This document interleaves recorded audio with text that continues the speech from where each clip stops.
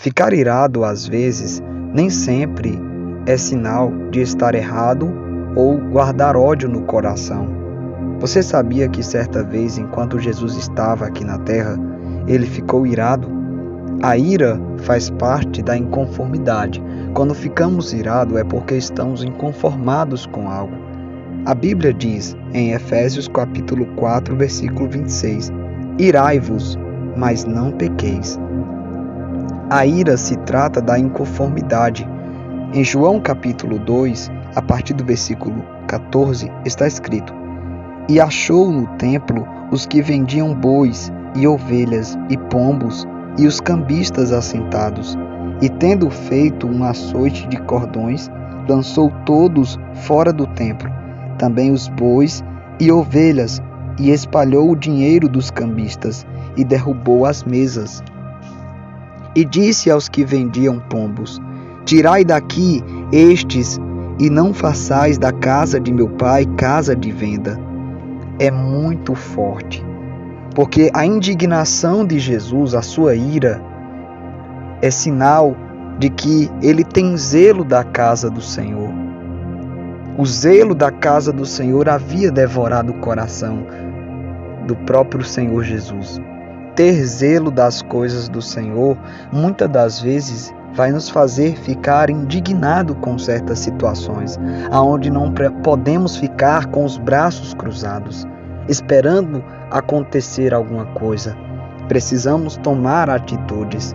Muitas das vezes, passamos por situações aonde podemos fazer algo para mudar, mas por se importar com opiniões de outras pessoas, preferimos ficar de braços cruzados e não podemos viver a nossa vida assim.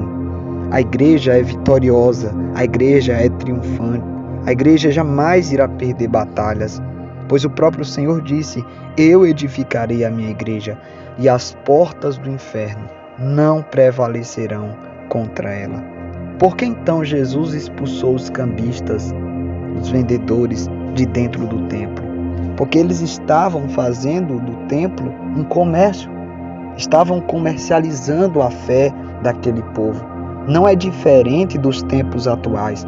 O que eu estou dizendo aqui como pastor é o que poucos pastores e pregadores hoje têm coragem de dizer, que muitos têm desviado seus olhos, têm tirado seus olhos da palavra e têm colocado seus olhos em bens materiais, em coisas que são passageiras.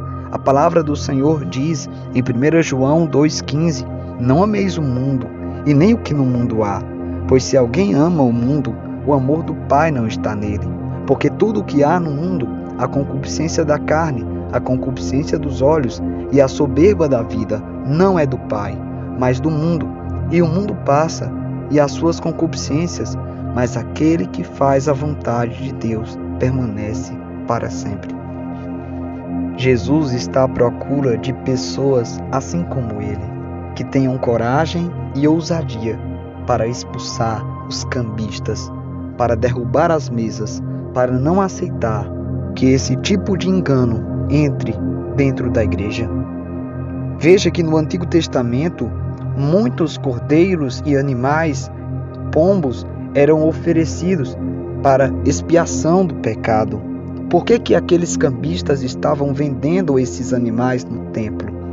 O capítulo 2, versículo de número 14, diz quais eram os animais que eles vendiam no templo. E achou no templo os que vendiam bois e ovelhas e pombos, e os cambistas assentados. Bois, ovelhas e pombos eram animais de rituais de expiação de pecado. E eles estavam vendendo aonde?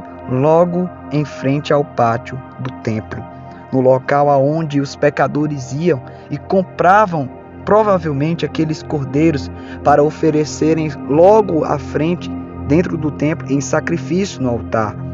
Era uma oferta suja, uma oferta contaminada e não era aceita por Deus.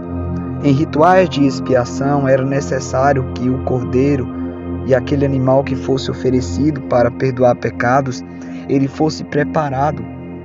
Havia todo um processo de cuidado com o animal, aonde o pecador deveria cuidar dele.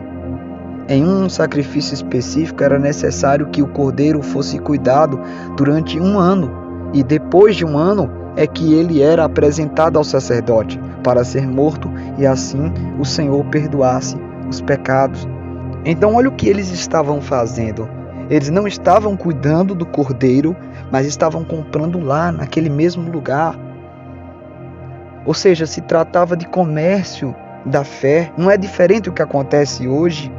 Ou seja, eu entrego o cordeiro para você, você recebe o dinheiro, você compra, você me abençoa, eu finjo que estou perdoado, você finge que Deus me perdoou e está tudo bem. Mas a realidade é que não está tudo bem. Não existe perdão de Deus sem que primeiro haja arrependimento no coração. Então o homem precisa se converter dos seus pecados. O homem precisa reconhecer que é pecador e que sem Jesus ele está perdido, porque não há 3 portas, há apenas 2 portas, a porta larga e a porta estreita. A porta larga é a que conduz para o inferno, mas a porta estreita é a que conduz para o céu. A porta larga, Jesus disse que muitos são os que entram por ela, mas a porta estreita, que é aquela que leva para o céu, a Bíblia diz que poucos são aqueles que a encontram, que entram por ela. É o caminho da maioria, é o caminho da perdição.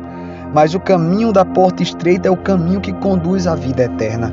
E é esse que o Senhor Deus quer que nós possamos entrar, que nós possamos andar, para que o Senhor possa cumprir em nós o seu maior propósito, que é o propósito da salvação da nossa alma.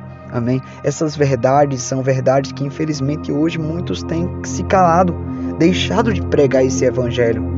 E eu louvo a Deus por esse canal, essa ferramenta que o Senhor nos deu para evangelizar, para pregar o Evangelho, para orar por vidas, e que você seja ainda mais abençoado através dessa palavra. Lembre-se, a indignação, a ira faz parte da indignação. Seja irado, seja indignado, mas seja indignado com aquilo que Deus, com aquilo que o Senhor Jesus é indignado também. Pois o zelo da tua casa me devorou, e as afrontas dos que te afrontam caíram sobre mim. Glória a Deus, que poderoso, que palavra poderosa, glória a Deus por isso. A Ele seja dada toda a honra, toda a glória e todo o louvor. Amém? Compartilhe esse evangelho, esta boa notícia, pois eu tenho certeza que muitas pessoas, assim como eu, sentem ou já sentiram a mesma ira, a mesma indignação que o Senhor Jesus. Amém? Que Deus abençoe a sua vida. Deixa o gostei, deixa o comentário. O Senhor te abençoe em nome de Jesus.